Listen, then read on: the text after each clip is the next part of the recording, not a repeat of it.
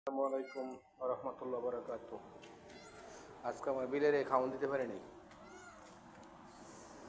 খাওয়ান দিতে পারি নাই, সারা রাত বাইরে আসছিলাম, এইমাত্র রুমে আছি।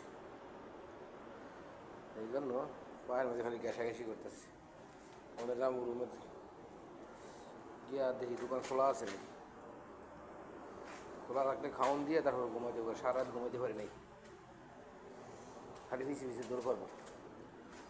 আমি জানো যাবো, গাড়ি কাছে আমি দৌড় দিব।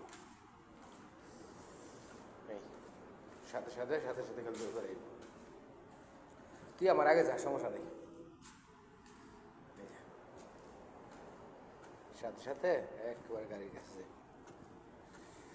আমি যে বলি যে মানুষের থেকে অনেক ভালো বোবা জিনিস আমার সাথে সাথে পায়ের সাথে সাথে যাবো।